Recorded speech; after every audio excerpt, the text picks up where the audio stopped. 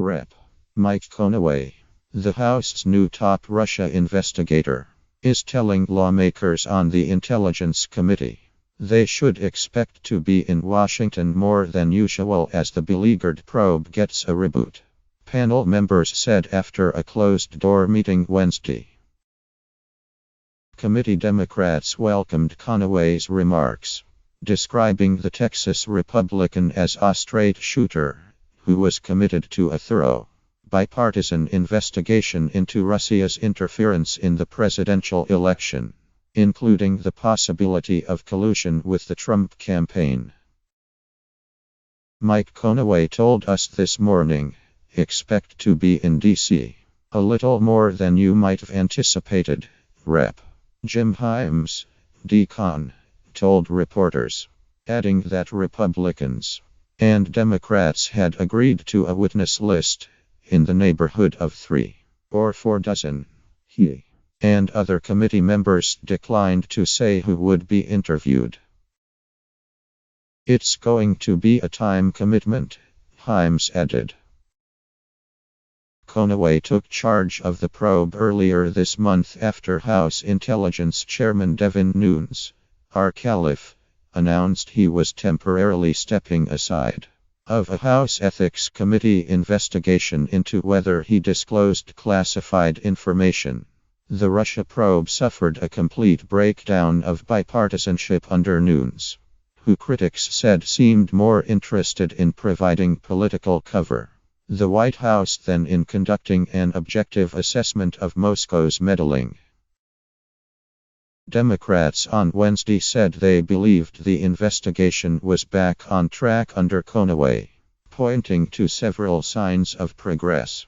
The intelligence panel has scheduled a closed hearing for next week with FBI Director James Comey and NSA Director Mike Rogers.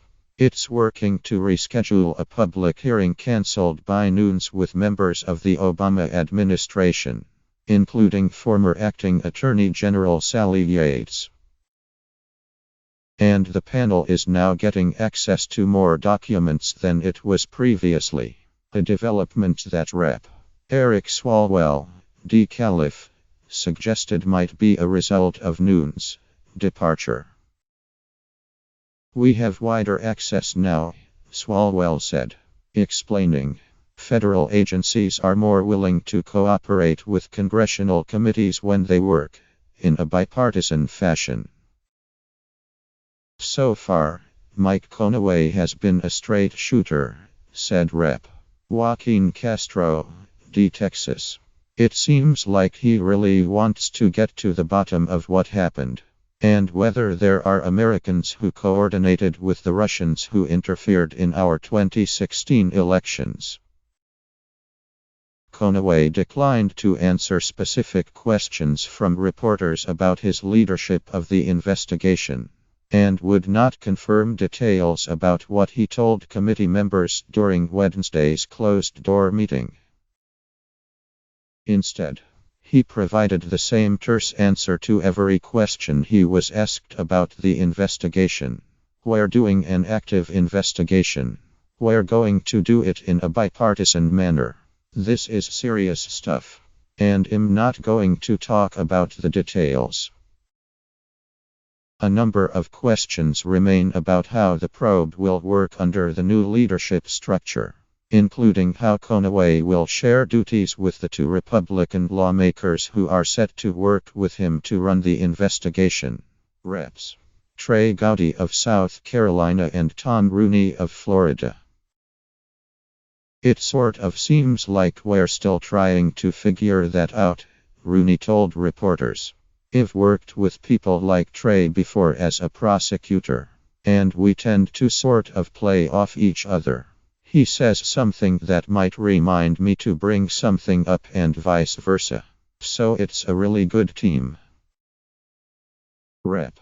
Adam Schiff of California, the Intelligence Committee's top Democrat, said he felt the investigation was on a very productive path again.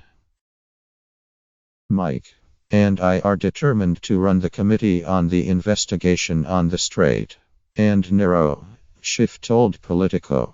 And I think that's positive. For his part, Nunes declined to say how long he expected the Ethics Committee investigation into whether he disclosed classified information to last. "I'm not going to talk about any of that," Nunes said Wednesday. Darius Dixon contributed to this report.